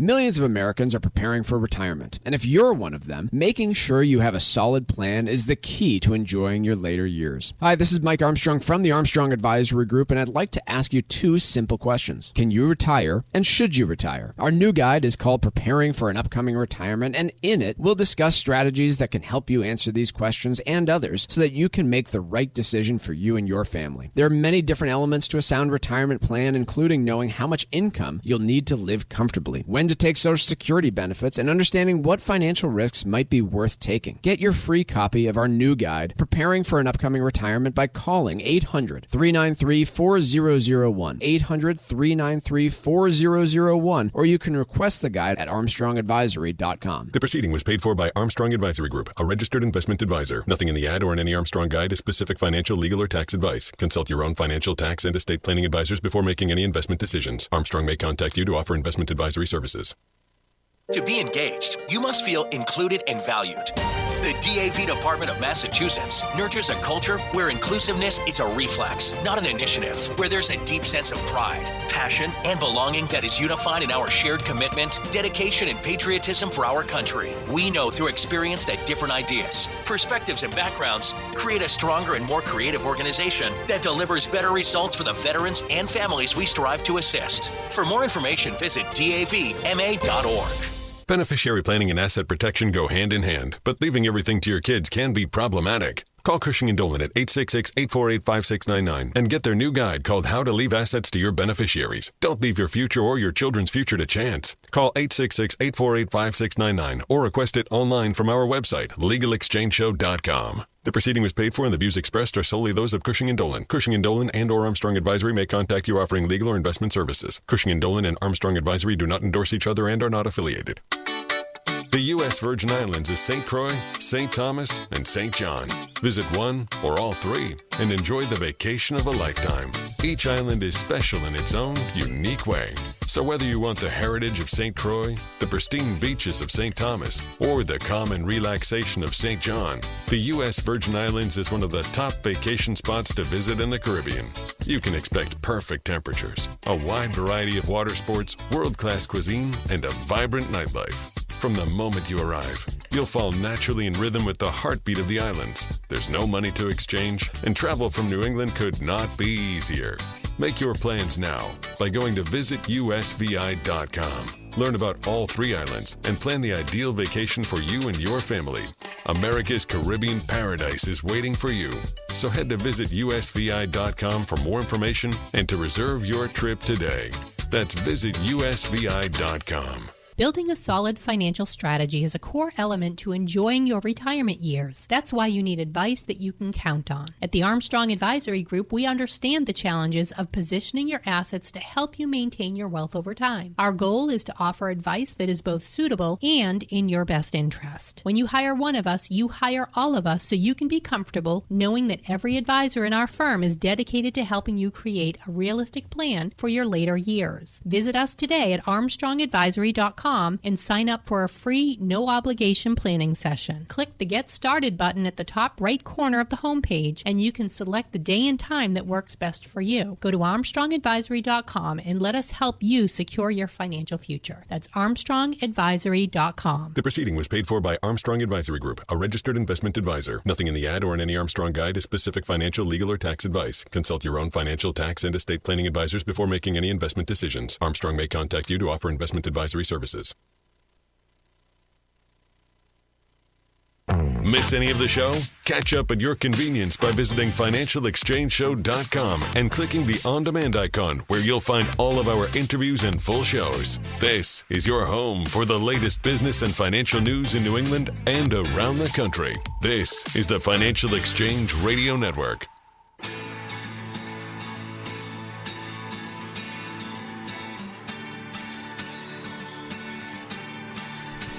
This segment of the Financial Exchange is brought to you in part by the U.S. Virgin Islands Department of Tourism. Visit the U.S. Virgin Islands and enjoy your next incredible vacation. Explore St. Croix, St. Thomas, or St. John and enjoy pristine beaches, world-class dining, and fall naturally in rhythm with the heartbeat of the islands. There's no passport required or money to exchange. Go to visitusvi.com and book your trip today. That's visitusvi.com. Two pet-related stories for us to kick off Stack Roulette here. One, according to Consumer Affairs, 78% of pet owners would consider going into pet debt to treat a illness in their pets, and quite honestly, this does not surprise me one bit. I would probably do the exact same if my pet was dying and I had to charge a couple grand on my credit card in order to save him. I would probably do so. But this has been a massive growth industry for private equity. Has been buying up a bunch of veterinary companies. There's a company up in Maine, I think, that specifically comes up with pet treatments and pharmaceuticals that's been on a tear. In any case, it is a vastly growing marketplace with growing costs, again, probably because of the private equity entrance into it as they've seen people's willingness to spend on this type of thing. But the second one, which I love the story, A, because the cat survived and is okay, but a woman apparently absent-mindedly was packaging some of her returns to Amazon and didn't look too closely because she stuffed her 6-year-old short-hair cat in an Amazon return box and managed to actually bring it to the store and return the box without noticing that her cat was stuck in there. The cat made it all the way from her home in, where was she from? Utah, to the return center in California and survived and is seemingly just fine. And I don't know about all the rest of you, but my mind immediately went to the scene from, oh, you've got it? Yeah. This box is meowing. Let me see it.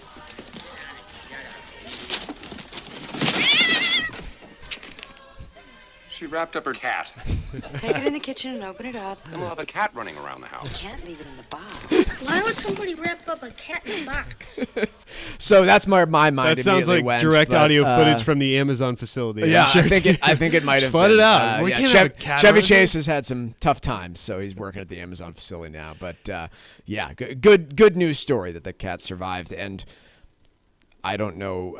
They did not disclose how old the owner of the cat was, but I just cannot imagine managing to wrap my cat in a box and not notice it while or if there were some return store. illegal substances involved. In that could have type of any of the above. Distinctly possible. What do you have for us, Paul? Crazy. Americans spent $38 billion on healthcare related to their pets in 2023. Just a mind-blowing number there. Walmart is stepping into the premium food area, trying to compete with Trader Joe's and Whole Foods. They are preparing to launch. Really going to need good luck. They're preparing to add more than 300 Better Goods items to their shelves this year, many of which are going to cost $5 or less. They're directly targeting, like I mentioned, Trader Joe's, Amazon's Whole Foods, Costco, which already have these built-in extensive store brands that a lot of people will pay a premium for. And now you're going to have things like curry chicken empanadas and other items out there as they're trying to get more of the American consumer. At the core, Walmart's grocery business, that is its bread and butter, pun intended, and now they're trying to develop some more higher-end products. Bread and butter. Good job, Paul. Way to go. Trader Joe's and Costco are definitely one of those stores. BJ's Wholesale is where I do my bulk shopping. So those two stores in particular, I don't know that I have ever walked in with a list and not come away with a bunch of crap that I didn't need. Always. So, always. They have a real distinct advantage there. And with BJ's in particular, it's usually, big ticket items that are really large and bulky. Oh, you're right, I do need a 6-foot cooler. I was just thinking that for this party that I have coming up, that I need a 6-foot wide cooler. And with Trader Joe's, it's just all these delicious items. I don't know that Walmart's going to be able to pull that off. Good luck going into a Trader Joe's and not walking out of there spending $100 minimum. I just want snack items. I just want to try every frozen appetizer or every different cereal or whatever they're offering. I don't know that Walmart can pull that off.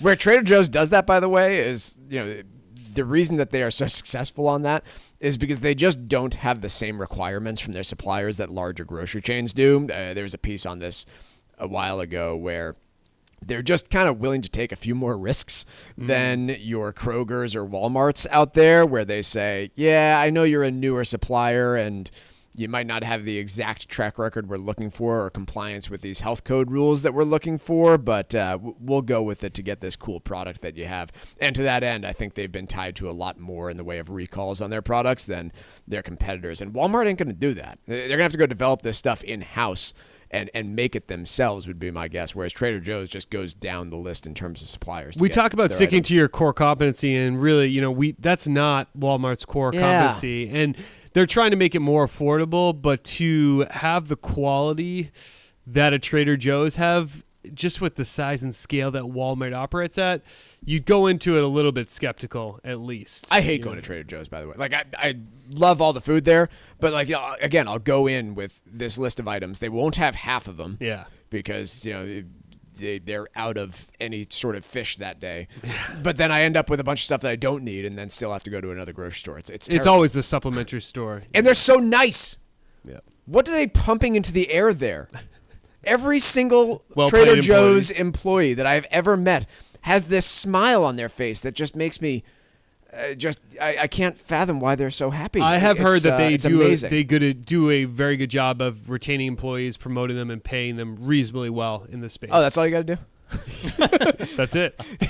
You don't have to pump drugs into the room like I was implying there. Sorry, Trader Joe's. That's actually a good thing. I shouldn't be treat your employees kindly. Oh, pay them a reasonable wage and treat them kindly, and it turns out they put smiles on their face. Wait a minute. I don't know. That seems suspicious. I'm not sure.